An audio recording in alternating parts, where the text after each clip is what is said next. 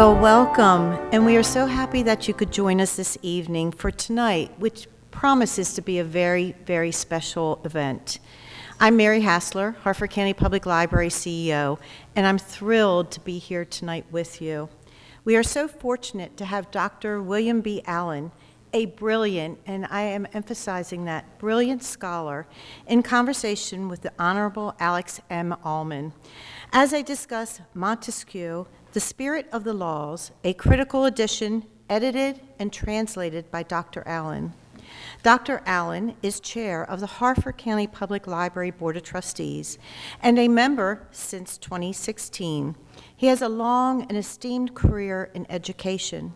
He is Emeritus Professor of Political Philosophy and Dean of James Madison College at Michigan State University, and has served previously as Chairman of the United States Commission on Civil Rights. Formerly a resident scholar and Chief Operating Officer of the Center for Urban Renewal and Education in Washington, D.C., and Executive Director of the State Council of Higher Education in Virginia.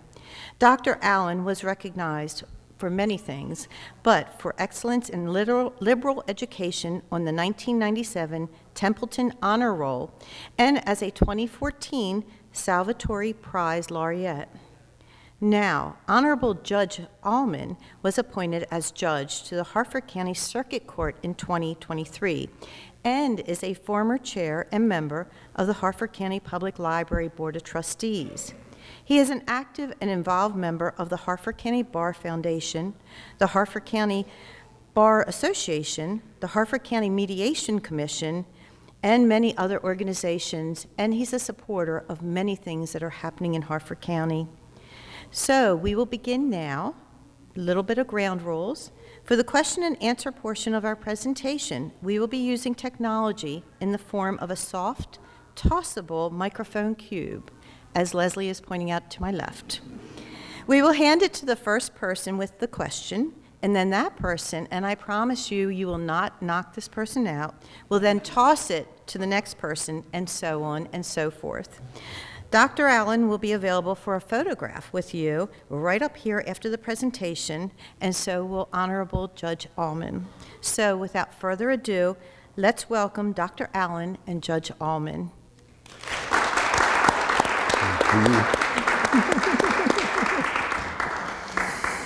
Thank you, Mary. I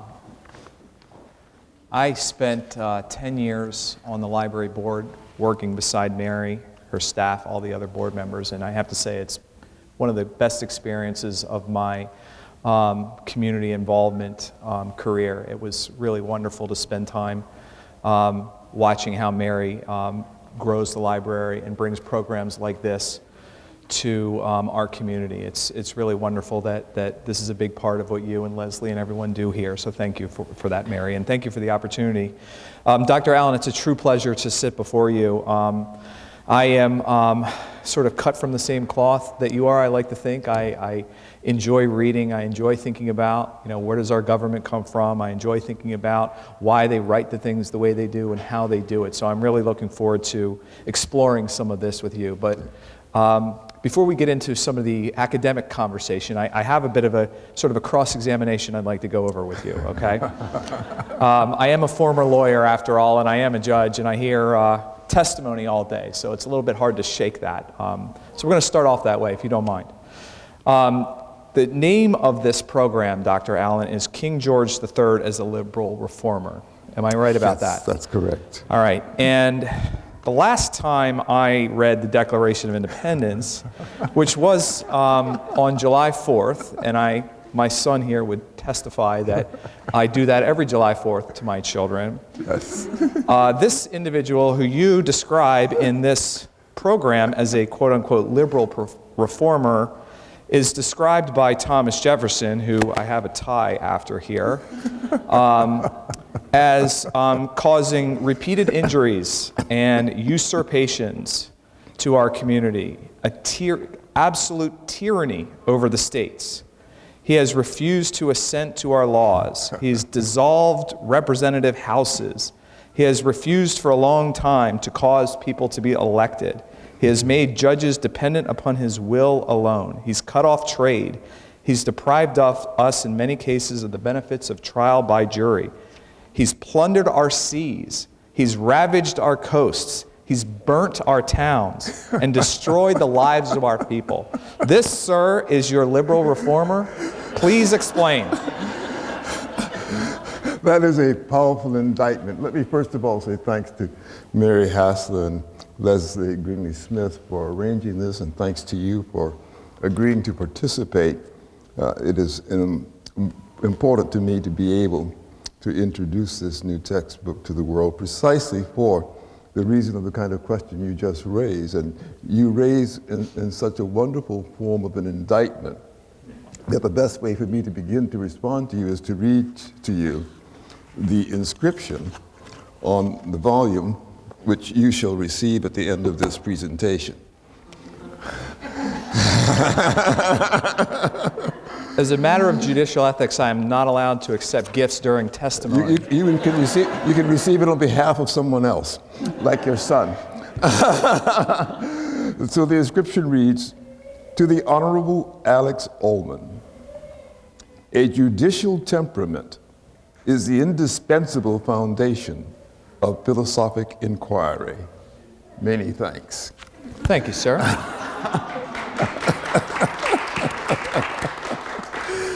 And that was certainly a judicial temperament that phrased the indictment against George III. And it is important for me to say, by way of introduction, that George III is a topic of discussion here quite by accident. This book is not about George III. This is the third published translation of Montesquieu The Spirit of the Laws. The first was published immediately after the book was published in 1748 in French. The second was published roughly 30 years ago. It was a long time before an attempt to correct the original translation was published. And I have published mine because I arrived at the conclusion that the second attempt wasn't quite what was needed to convey what Montesquieu conveyed in the original French.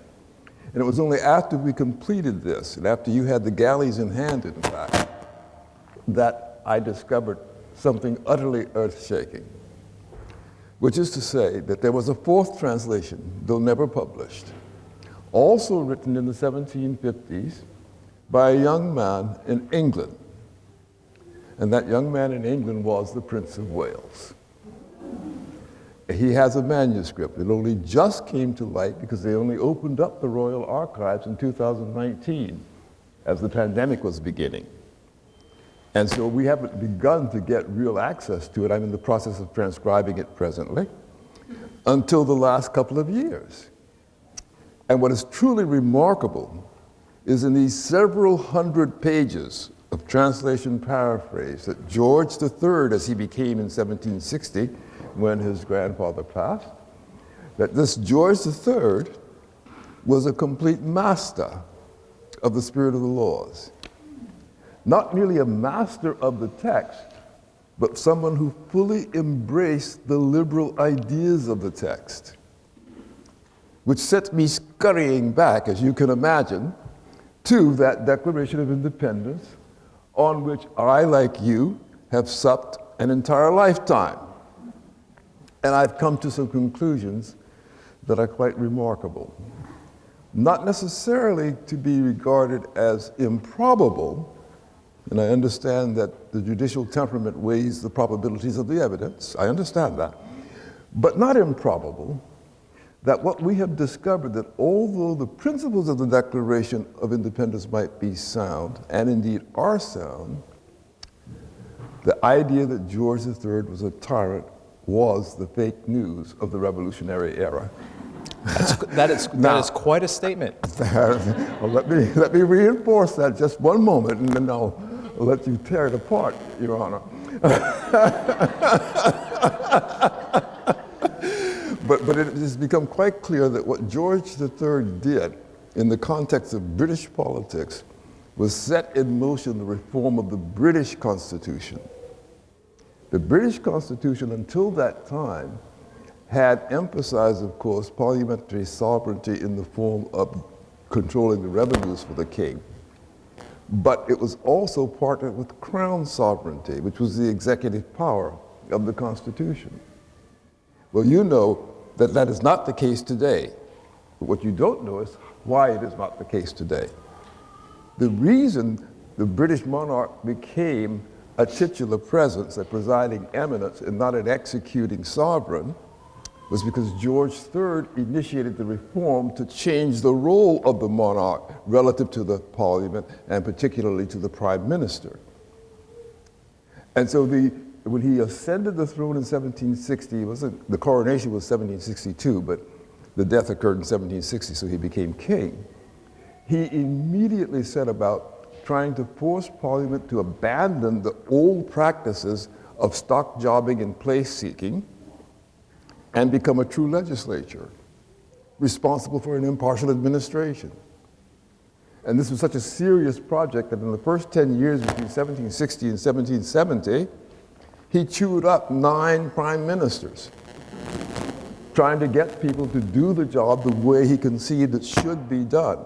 Based on this text. Based on what he learned in this text and what he underscored in one statement on the approval of the people. He embraced the idea of representative government. So far from being a tyrant, he was engaged in the same project the Americans were ultimately engaged in, but with respect to the English Constitution. It's difficult to reconcile that perspective of how he was viewing his own government versus the perspective of the colonists and the way they were responding to the way that they were being governed. That's very hard to reconcile until one crawls into the depths of English politics and one realizes that George had an ideal. Having an ideal is one thing, implementing it is another. When you have to implement it through people, then getting the right people, fully embracing the mission and the vision and carrying it out, that's the fly in the ointment. That's why you change so many prime ministers. Because remember, the habit in Parliament was to go hat in hand to the king, looking for a nice estate or a nice plum job with the revenue attached to it. It wasn't to sit back and come up with public policies to pursue the public welfare. That all had to change. Who were the people who were going to change it?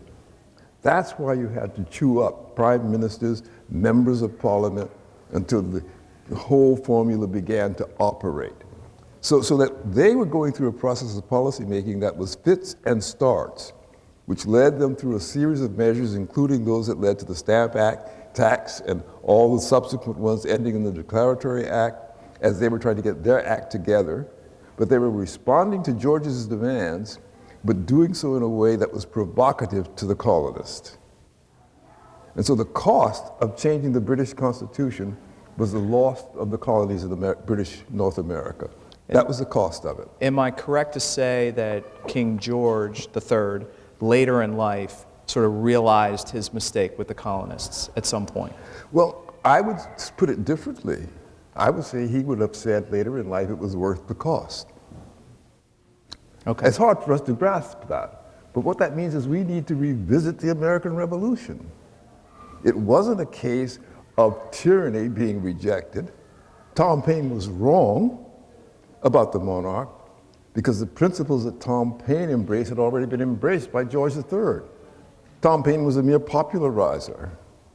So we have learned a history of the revolution that is incorrect. And that's not unusual. Scholarship often develops incorrect theories that get perpetuated through the course of time. That's why we always go back to the originals. We always go back to the primary sources, because it's just possible that the scholarship, the secondary accounts, don't have it right. Now here's a case, a huge case, where we've had it deeply wrong for 250 years. So, Dr. Allman, was this part of your motivation in wanting to create an updated, more modern version, translation of this text, was to revisit the fundamental of what forms our American government? Absolutely, not because of George III, which I didn't learn until after the fact, but because at the founding, the founders debated Montesquieu. The Federalists claimed he said one thing, the Anti-Federalists claimed he said another. My whole scholarly career began trying to resolve the Federalist-Anti-Federalist dispute. That was my dissertation. But in performing that task, obviously I had to study Montesquieu. And that meant truly study Montesquieu as he wrote it himself, as in his language, in 18th century French. And the more deeply I delved into that, the more I became impressed with two things. One, we didn't have a good translation from which to work. And two, we had fundamentally misunderstood. I'll give you one example of misunderstanding because I think you'll want to tease some more of this out. We owe the separation of powers, as we call it, to Montesquieu. But we call it the separation of powers based on a mistranslation.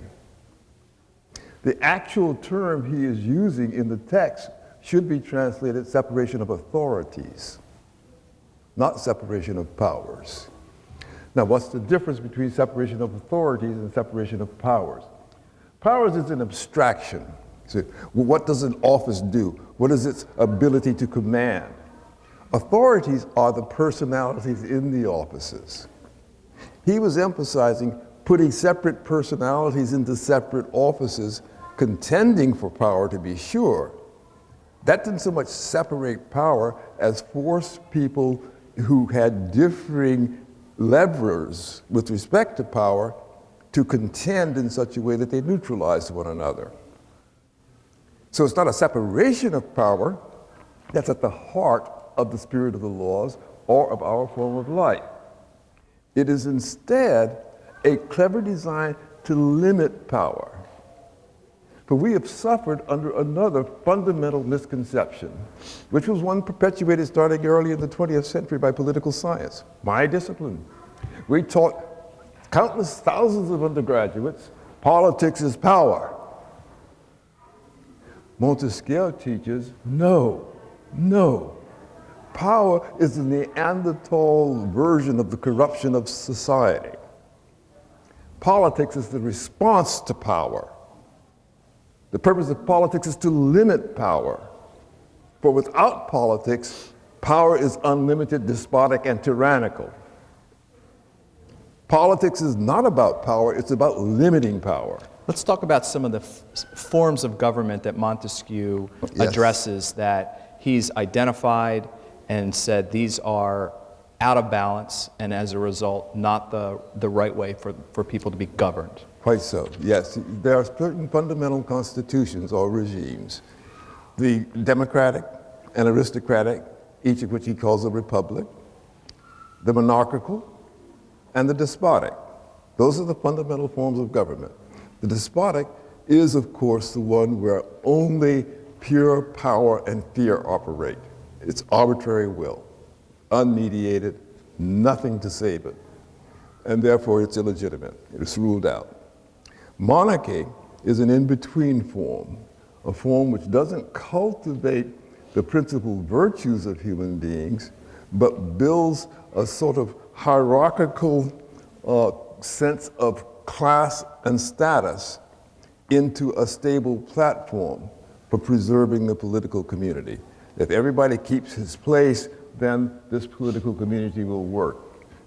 Now, monarchy operates in that way, so honor is its driving principle, its motive.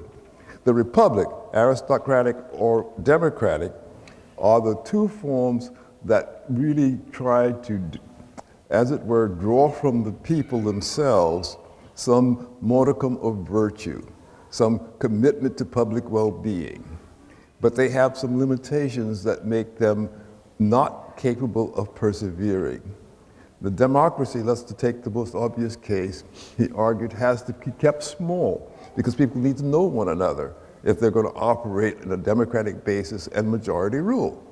The larger it is, the less likely they will know one another, the less likely they will form a majority that has what Thomas Jefferson called the harmonizing sentiments of the day. Therefore, it has to be small. And it can be beautiful when done properly. But it has an intrinsic flaw. It's incapable of defending itself.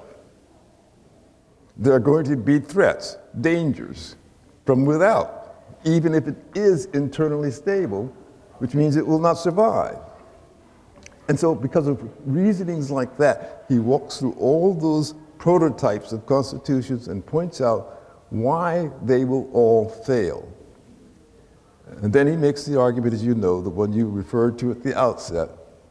We have to make a modification in order to make politics actually limit power, and that is to create a representative principle in a large territory so that we get diversity of interests and sentiments throughout the community, at the same time as operating on the basis upon which only what we might call, or what James Madison calls in Federalist Paper number 51, a just majority might prevail.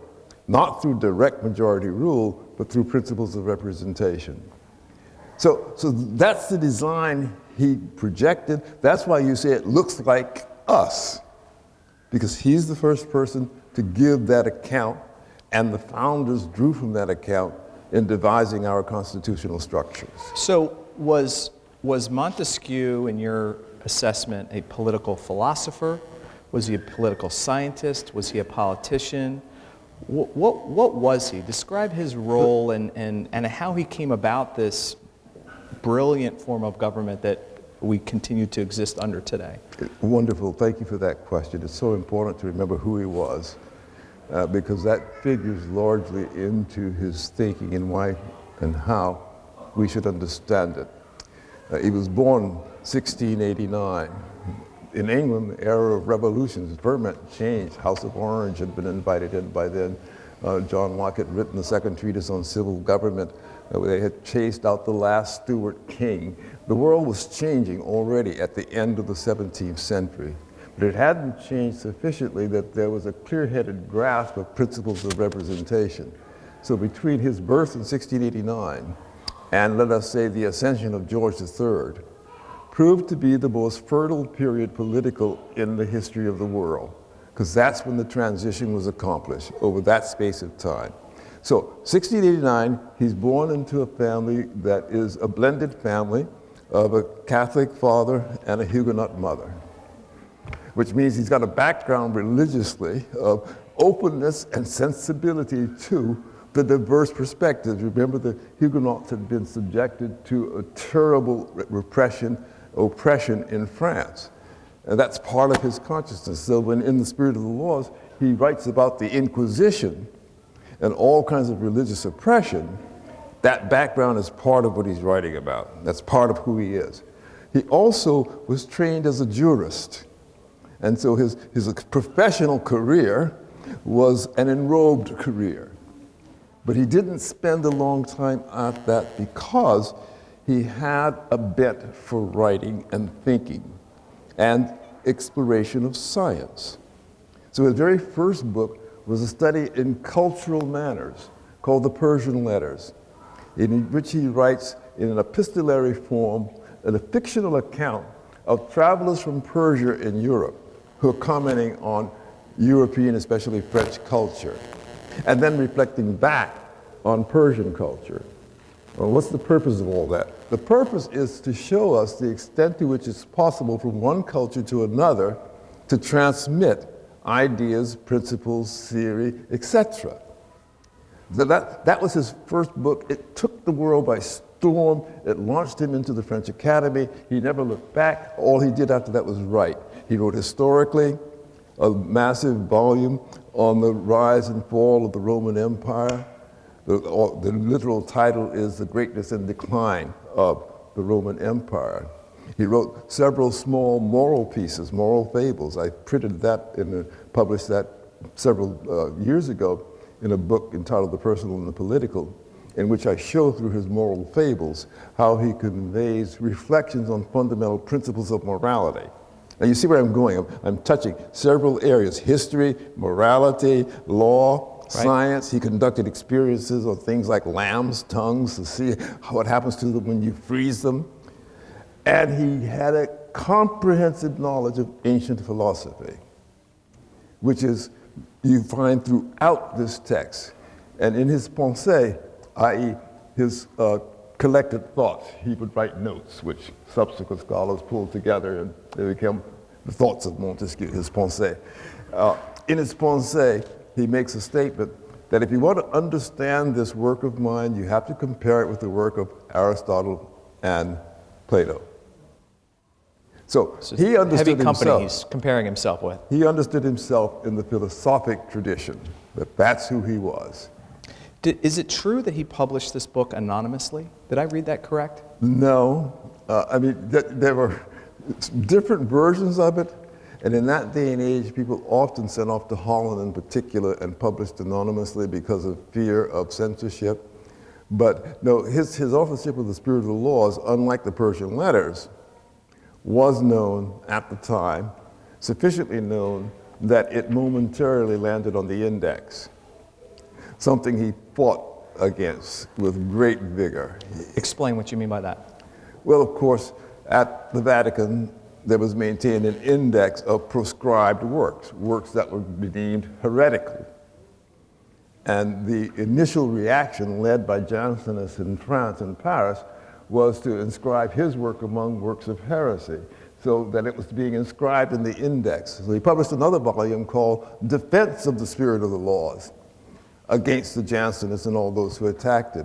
And he managed to bring it off the index, and sufficiently so that by the time of his death in 1755, he died expressly a confessional Catholic. And the work was therefore ultimately free to circulate. Well, it was circulating anyway, they wouldn't have prevented it, because it was already being read, for example, in Boston in 1754.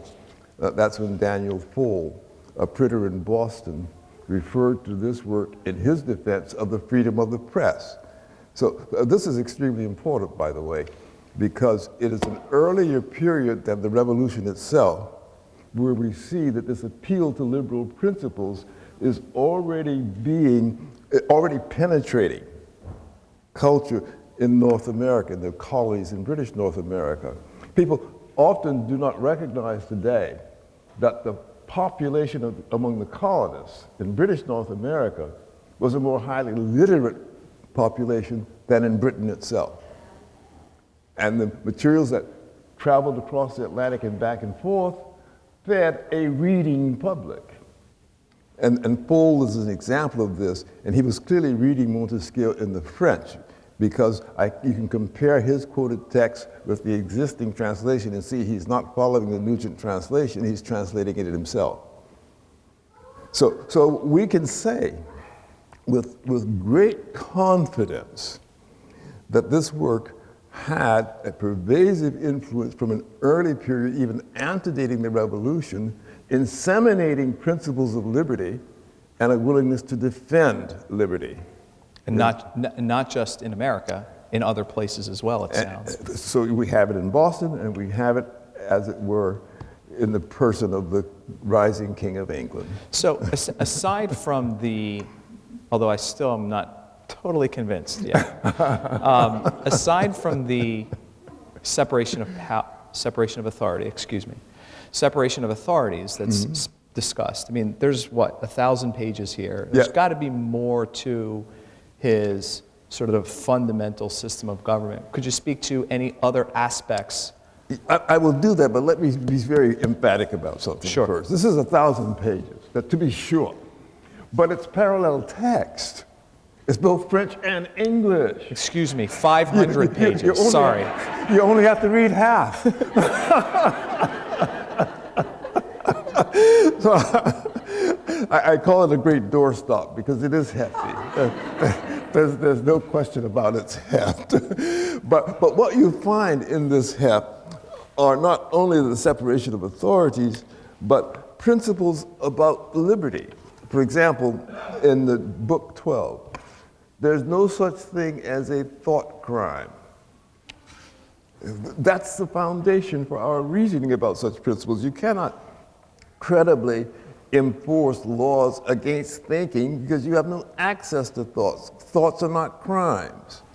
And we want, therefore, only those things denominated crimes which can be attached to conduct, to actions. That, even in our time, that's still an important distinction because we have a tendency to wander away from it, as you know very well.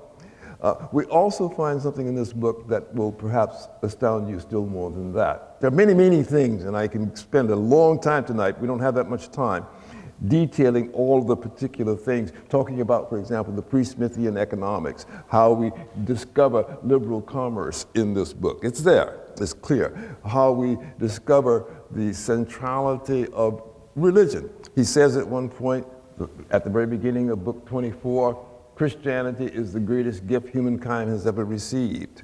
And then he elaborates and explains what he means by that. So we don't have time to unfold all those things. But he does something at the very center of the book, which really is important for us. And that is, he originates the argument against slavery in all its forms. He originates that argument.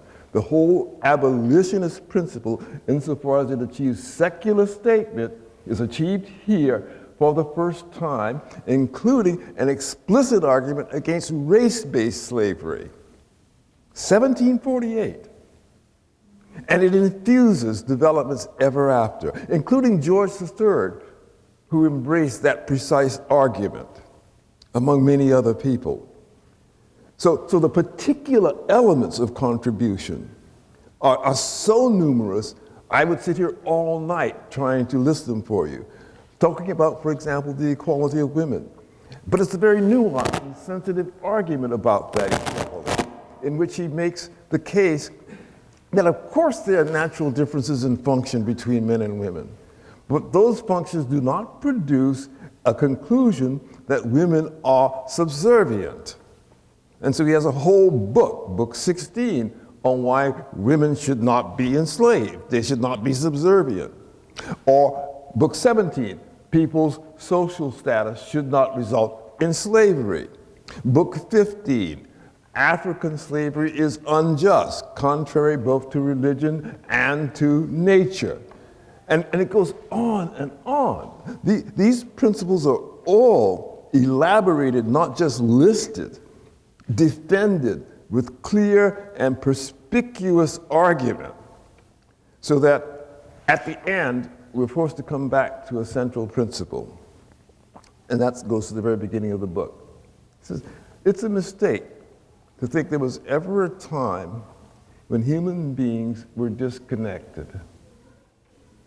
Just individuals wandering around, not connected with anybody else, having no particular social orientation, and it somehow accidentally, as Jean-Jacques Rousseau would have put it, came together. No, what he said was, there's something called natural society, and it's founded in the family, and it is an outgrowth of the family. And it is a society that is an outgrowth of the family that brings a critical mass of people together in social relationship, that some wiseacre discovers this thing can move like a body.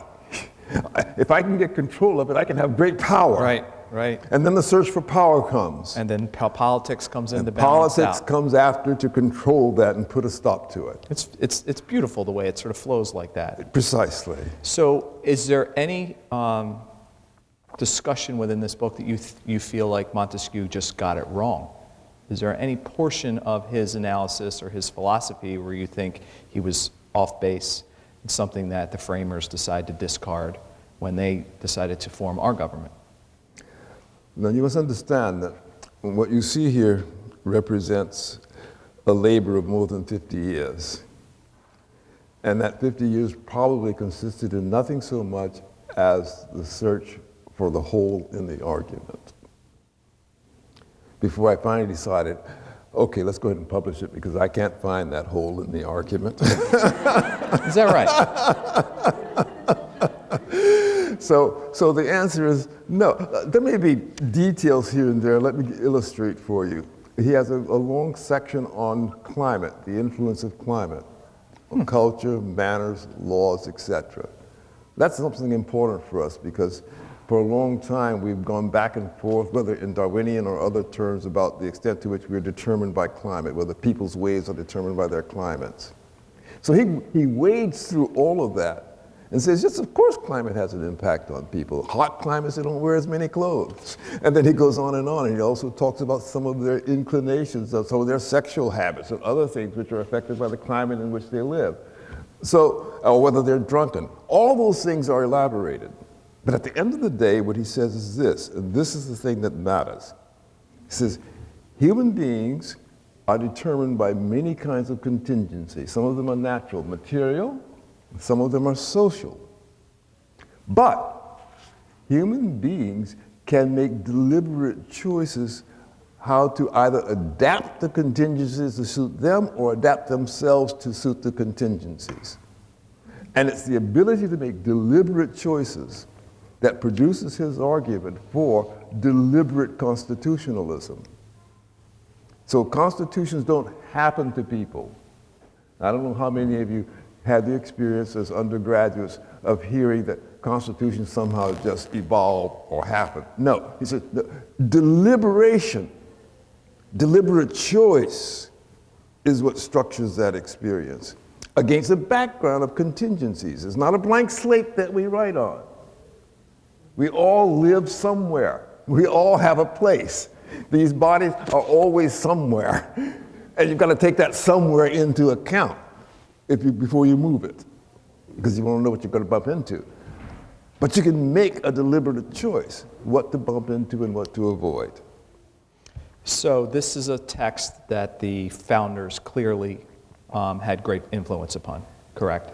They were influenced by it in significant ways. Would you talk a little bit about that? You can find that the strongest influences, for example, among the anti-federalists in their belief that a republic should be small, which is predicated on a misunderstanding of Montesquieu. So they were influenced by him, but they misunderstood him. That if it's small, actually, it's not going to survive. It will not work. Or on the other hand, you have those like the Federalists who argued that what Montesquieu is really saying is we must adapt principles of science in an extended sphere, an extended territory, in order to make liberal principles work. So the goal is liberal principles. That's the goal. That's what he's trying to get to. And the question is, what are the circumstances in which they can operate effectively? And that's what the founders learned from him.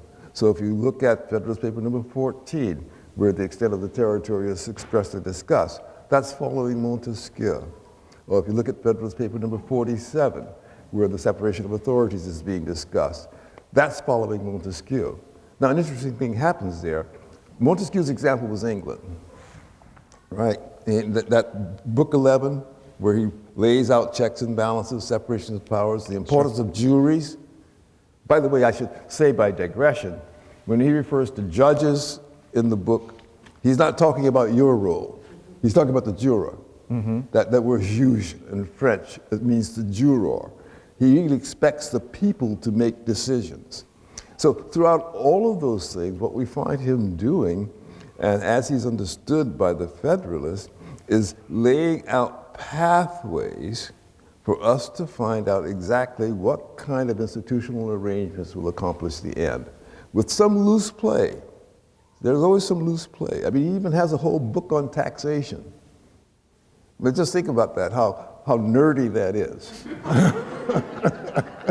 but it has everything to do with whether a system works well, and whether liberty is protected. Because you can not only have a constitution which says our goal is liberty, but you must also have that sense in which people say, I am free.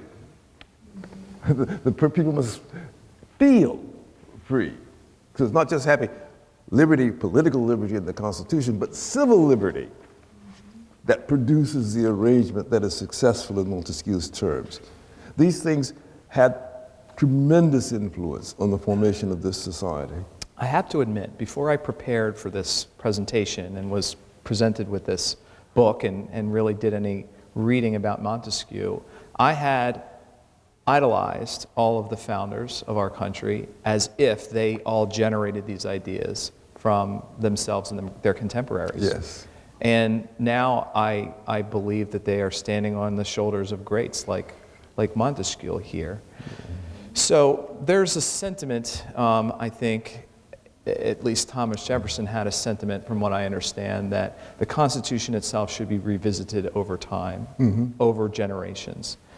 Do you believe that the teachings of Montesquieu are still applicable here today, and that is this still the system of government that is the government system that should work best for us right now? The system works, but whether we are working the system is another question. I'll give you an illustration. George III reacted to a system in Britain that's extended all the way back to Magna Carta, and in principle had great values and strengths. But in the reign of George I and George II, there was the rise of something called the Robinocracy. Now, that was just slang term in Britain at the time, but what it meant was Whig oligarchy. This Whig oligarchy consisted of people who were nothing other than stock jobbers and place seekers, who used whatever institutions existed to pursue their own advantage, personal interest. Because it turns out, in any system, the liability to fall prey to people who merely seek power or seek their own advantage is always going to be present, i.e. you cannot lose vigilance to prevent that.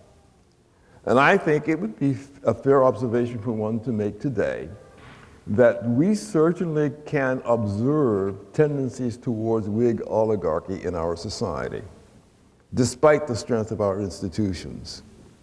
And it may mean, therefore, it's going to require a deliberate revisiting the foundations in order to weed out tendencies toward Whig oligarchy. That's where your separation of powers causes deadlock, indecision, and it's very hard to accomplish things in a system of government like this. It's hard to accomplish things, and one of the things that's really important to remember is you don't want to accomplish a great deal. You don't want government to do it. You can accomplish a huge amount if government doesn't prevent it being accomplished. But why will government prevent it being accomplished? Because government comes to the control of those for whom the power is more important than the result. And when that happens, guess what? Prosperity becomes restricted. Individual creativity becomes restricted. So when George Washington talked about the ameliorating conditions of society that would follow the embrace of self-government, he really did mean the ameliorating conditions that will flourish once politics succeeds in limiting power. You saw my George Washington socks, right? I did. I've been seeing them all. I am decked out in my constitutional gear to defend against the thesaurus-based attacks by you to convince me that the Declaration of Independence is a flawed document. So we are almost out of time, sir. Anything you would like to say in conclusion in support of your case that your beloved George III, the tyrant, is the liberal reformer that we think he needs to be as it relates to this text that you've created here, sir? Well, I will be appropriately modest and say, I do not yet publish a firm conclusion. I am perfectly convicted that George embraced the liberal ideas and that he set about to accomplish them in England. It's going to take a bit more study and research to figure out exactly what that interaction was between that endeavor in England and the revolution in the colonies.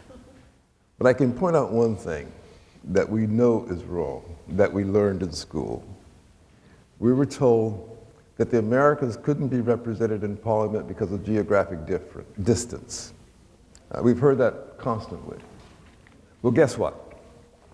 It's obviously false, because Britain conquered Canada ahead of the Revolution, took it into the Commonwealth, part of the kingdom, part of the monarchy, sustained it successfully for 2 centuries at greater geographic challenge that would have existed for the 13 colonies along the Atlantic coast. Distance had nothing to do with it. That much we know. So once again I say, we can never refuse to revisit the inherited histories. We have to go back look at it more closely. In fact, look at it judicially. Weigh the probabilities of all the evidence before arriving at a conclusion. Well, Dr. Allman, I have to say one of the signs of just your incredible intellect and brilliance is to go back and re-examine things that for literally centuries we've taken for granted. Yes. That we have accepted as true and we've sort of based our belief system on. But what you've presented here today is really making me question the fundamentals of the Declaration of Independence and what our relationship was with the King, and making me want to learn more about it. And so thank you for that. It's been a real pleasure, and I honestly say I did very much enjoy reading through this book in preparation for this program, so thank you for that, sir. Thank you very much. Ladies and gentlemen, we would love to hear some questions if you all have them. Dr. Allman, I'm sure would really greatly appreciate it if you have any. Up front. Here you go. Talk right into it. How did you develop the talent to do this translation? And was it difficult working with the old French? Thank you for that question. We were talking just before the program started about the way people learned French or studied French in school, and I didn't say anything at the time. I was perhaps a little embarrassed to admit that when I started out on this, I studied Spanish, I studied German, I did not study French until I was in graduate school, and I decided I needed to learn French to learn what Montesquieu was saying, and I wanted a Fulbright scholarship. So I enrolled in an undergraduate course for 1 semester in French, and persuaded the French teacher to write a recommendation to the Fulbright Commission saying, he will know French when he gets there. And there I was successful. I attained the Fulbright. I went off to France to spend a year studying Montesquieu as well as teaching French students in English. And so I actually learned my French in France, both at the Bibliothèque Nationale, reading manuscripts, and in working with French people and speaking to French people there for a full year, and then sustaining that thereafter. But because I delved into the manuscript material, there are two challenges. One is 17th century French, 18th century French. It's not the same as 20th and 21st century French. And I've embarrassed myself trying to move between one and the other, speaking to French people from time to time, and sometimes bringing blushes to their faces. But over time, one gains two really important competencies. And the first is how to read diverse orthographies, handwritings. Because it is amazing the differences in handwriting you encounter when you're reading manuscripts. I had the same experience in reading the manuscripts of George Washington. Now, Washington had an absolutely beautiful orthography. Talk about, it was a delight to read Washington manuscripts. He's one of the few who have beautiful orthographies. And in Montesquieu's case, he not only had a handwriting that tended to wander, but he also used several secretaries who had very differing handwritings. Now, by the time you work your way through those orthographies, very, very minutely and paying very close attention to them, and I would usually try to imitate what I see in order to figure out what it was that's actually being formed in the way of the script. By the time you've done all that, you have trained your eye and your mind to see it as it was being done, and it becomes clearer to you. But it takes a long time. And you have to love libraries, which I happen to do, thank God. You have to like old texts and dust and crinkle. You have to love those things, and I just love them. Thank you. Any other questions? We have a few in the back. You know how to use that. I do.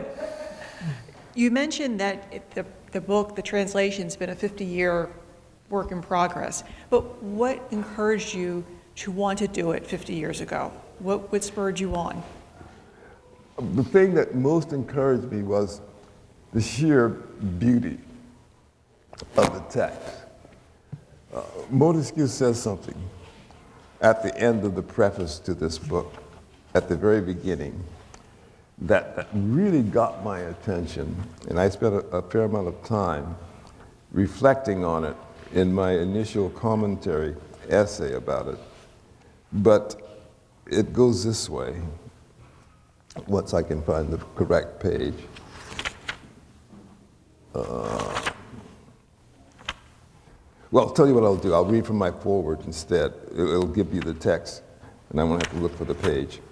But this is just the last paragraph of my foreword. This places the proper gloss on those passages in Montesquieu's own foreword, in which he introduced the rigorous distinction between political virtue and moral virtue, and in his preface, in which he said that Plato thanked heaven for having been born in the time of Socrates, while Montesquieu thanked heaven for having been born under the government in which he lived. It provided occasion for the display of his genius, which he was prepared to measure against so many great men in France, England, and Germany. For he said, I too am a painter. Now, I go on to point out that when he makes that statement, he's quoting Correggio, I too am a painter. But what is interesting, of course, is Montesquieu never painted anything. And so it requires some work to figure out exactly what he means. And after patient research, I discovered he's actually applying Correggio in a manner that allows him indirectly to invoke a poet, Marat, whose poetry had the character that Montesquieu is trying to accomplish in this book, but which was related to the approach of Correggio. Now that sounds very complicated, right? Who's going to see that one statement, I too am a painter, and think Correggio, Marat, realism, prosaic? But he did. And what I discovered when I was reading this text is that it was incredibly beautiful, just beautiful.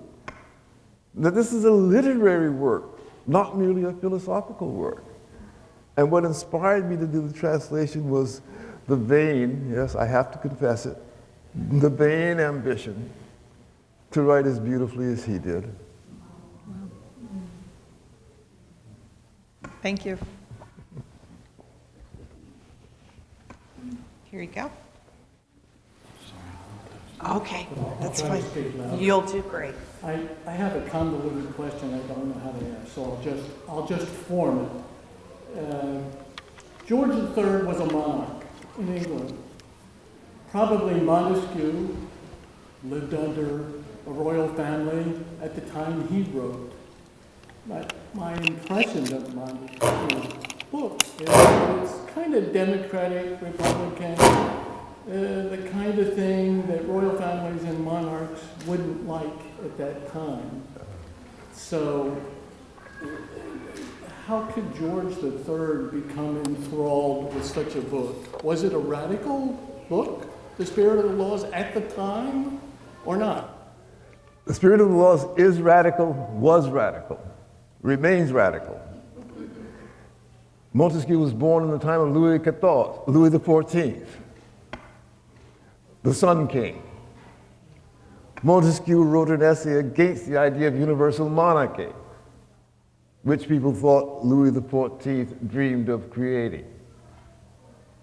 People in that day and age did fear offending monarchs, which is why they sometimes published anonymously and tried to hide their authorship. All of that is true. George III, the Prince of Wales, before he became George III, happened to have a tutor, Bute, who became his first prime minister when he became king, who introduced him not only to the work of Montesquieu, but of people like Bolingbroke, who actually was a friend of Montesquieu, and who published a long essay called The Idea of a Patriot King. Because what was bubbling up at this point in time were ideas about politics that parted greatly from the notion of the exclusive power of the monarch, or what I call crown sovereignty. What George III ultimately embraced was the need to displace sovereignty from the crown to the legislature as representative of the people. George spoke explicitly of government based on the approval of the people. That was a non-Machiavellian concept. That did not appeal to monarchs. So George III was a monarch. He inherited the crown, but he was also a man of legislative inclination in the sense of founding, who envisioned changing the monarchy or changing crown sovereignty into something compatible with representative government. So it was a critical moment of change that is represented by George III ascending the throne. And it is no accident that there has never been crown sovereignty in England since George III. Every British monarch since George III has been a mere symbol, a presiding eminence, not an active executive. That wasn't an accident that that happened. We tend to have treated it as an accident. It was, oh, well, that's just the British way. No, it's not just the British way. It was something that was done deliberately. He made a choice. He embraced those radical principles, and that was the result.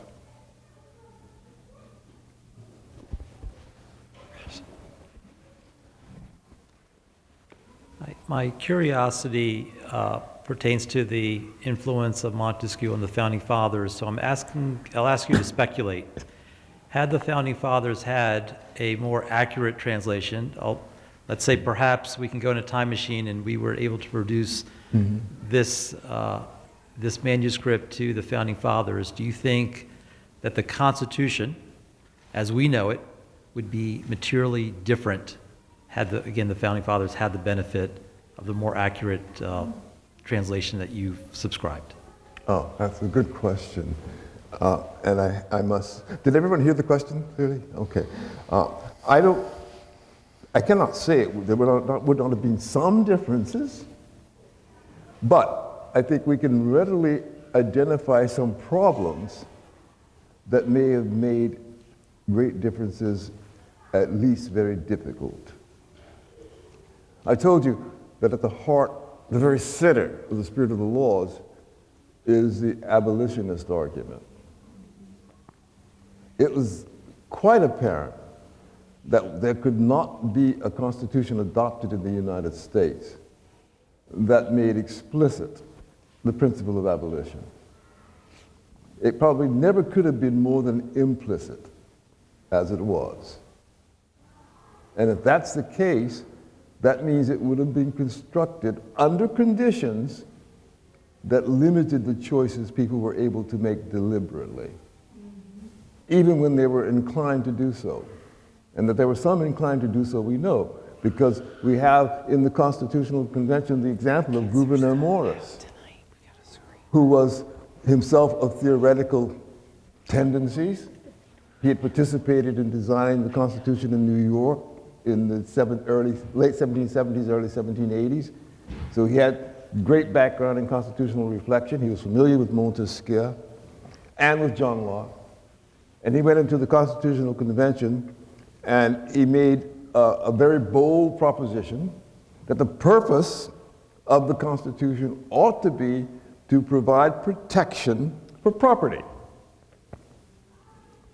And he was prepared to defend that until it emerged in the course of the deliberation that there was a particular kind of property that some people were especially interested in defending, which he could not accept. At which point he abandoned that claim for the Constitution, rather than to have to embrace the idea that there could be property in human beings. But he couldn't get beyond that. He couldn't bring the Constitutional Convention to reject explicitly the idea of property in human beings. He could only tacitly avoid enshrining it in the Constitution, which he had the opportunity to do as a principal draftsman of the document. So those issues would have been there even if they had understood and been prepared to follow explicitly all of Montesquieu's direction. And therefore, I don't think you could have avoided some of that consequence in the Constitution.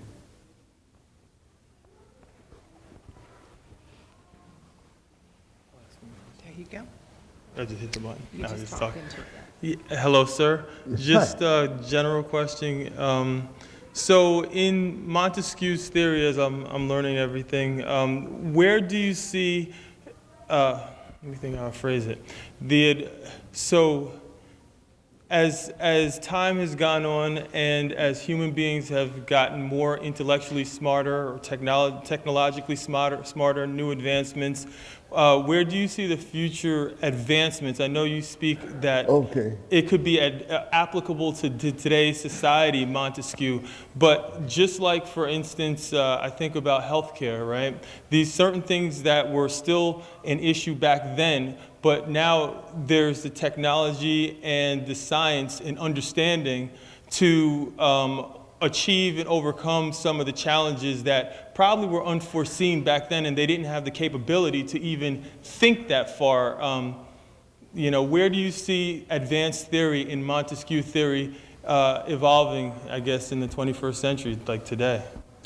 Oh, thank you for that question. I can tell you that very directly and explicitly. I think the real issue is whether we can evolve to see that the things that we think were not there actually were there. That we are the ones who need to evolve. We have lost sight of what was actually present. For example, when Montesquieu says with regard to poverty, it is not enough to give alms to a poor person or alms to a beggar. He's underscoring an entire argument that he goes on to make about what human socialization is about and what human connection and interaction is about. Well, those are questions that we can hardly claim to hold a secure grasp of in our time, but we find them in Montesquieu. It is not so much that we are smarter than they. In fact, I would say it's quite the opposite, really. We do have greater technology than they possess, and less intelligence in the application of it. So that our challenge is not so much to find new answers to problems they ignored, but to find the ways in which we fail to appreciate the answers they had already discovered.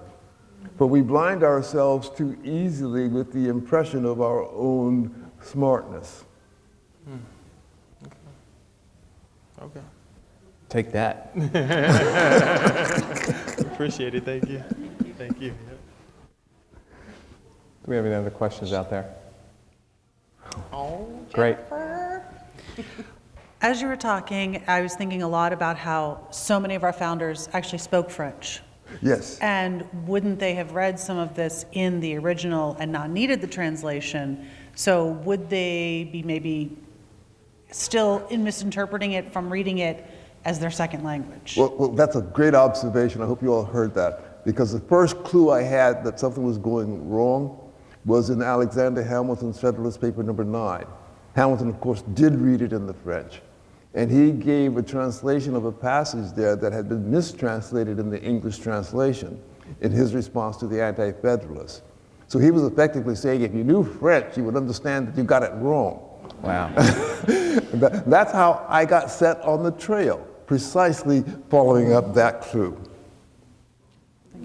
Isn't that fascinating?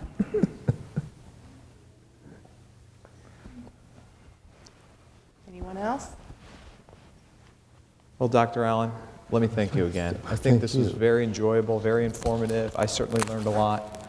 And my whole perspective on the founding of this country, the documents that we rely on, the documents that I rely on every day in my courtroom, I have a different and new perspective that of where that information came from, partially from this book, partially through your assistance of translating this, and bringing light to the way that history needs to be regularly and consistently re-examined. Yes. So thank you for that, sir. We appreciate that very much. I thank you very much. Thank you for the opportunity. Thank you.